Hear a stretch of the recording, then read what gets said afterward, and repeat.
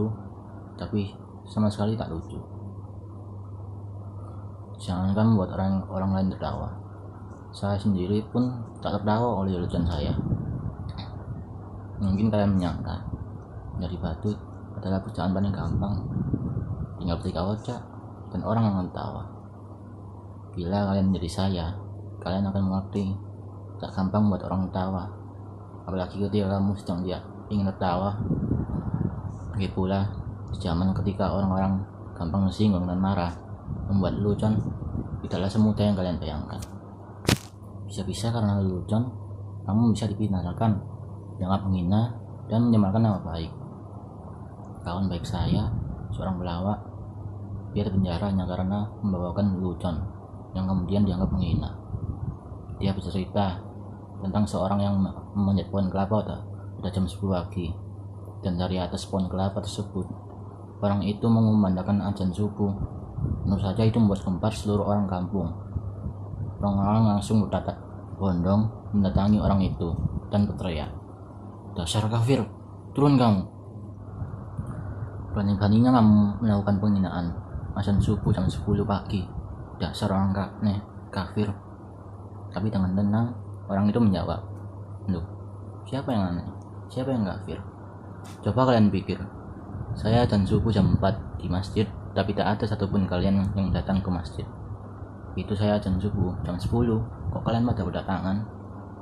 Coba kalian pikir, siapa yang gak taat? Siapa yang kafir? Siapa yang kafir? Siapa yang aneh? Orang kok gampang mengkafir-kafiran orang hanya karena berbeda menjadi permusuhan. Sekarang orang sepertinya senang bertengkarnya.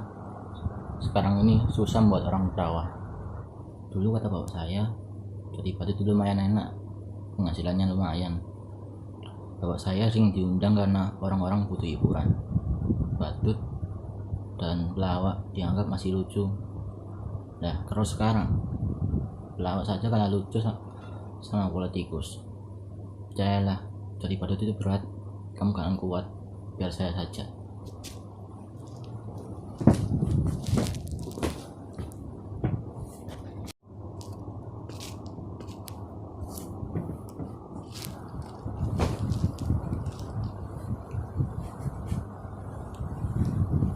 Kenapa kalian mendapat saya seperti itu? Apa ada yang aneh dengan saya? Sudah saya katakan, saya ini orang sangat sial. Tapi nasib memang aneh. Nasib selalu punya kejutan-kejutan yang tidak pernah saya duga. Kalian lihat penampilan saya, begitu keren dan trendy. Kini saya berpakaian bagus, tapi sebenarnya saya tetaplah seorang badut. Saya sama sekali tak pernah memimpikan ini, tapi barangkali ini adalah takdir saya. Suatu hari saya diminta untuk mengisi hiburan pada kampanye partai. Menurut saya, penampilan saya biasa-biasa saja, sama sekali tak lucu. Tapi entah kenapa, semua orang yang hadir tertawa terjungkal-jungkal. Saya hanya menjadikan jari seperti ini, tapi semua orang tertawa. Saya hanya menggoyangkan bokong saya, semua orang tertawa. Bahkan ketika saya hanya berdiri diam, semua orang makin tertawa terbahak-bahak. Mereka terhibur dengan penampilan saya yang begitu bodoh dan tolol. Sungguh saya tak pernah merasa tolol saat itu. Lalu pimpinan partai itu mendatangi saya, menjabat saya, dan memuji-muji saya. Katanya saya adalah sosok yang karismatik. Saya punya bakat untuk disukai semua orang, dan itulah kekuatan seorang pemimpin. Ia bilang pada saya, sekarang ini menjadi pemimpin tak perlu cerdas atau pantas, yang penting disukai banyak orang. Saya kemudian mereka dandani menjadi netis seperti ini, didaftarkan ikut pilkada, padahal saya tak tahu apa itu pilkada. Ijazah pun saya tak punya, tapi mereka bilang, tenang saja, ijazah bisa dipalsukan. Jangankan ijazah, kebenaran pun bisa dipalsukan. Dan betapa sialnya saya menang pilkada. Barangkali zaman memang sudah gila. Mereka memilih saya karena dianggap bisa menghibur mereka. Saya dianggap orang paling lucu yang bisa membuat hidup mereka bahagia.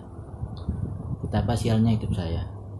Dulu menjadi badut, menjadi pemimpin pun tetap jadi badut. Badut yang bisa mereka atur, badut yang membuat mereka libur. Sungguh saya memang badut yang sangat sial. Percayalah, menjadi badut itu berat. Kamu gak akan kuat.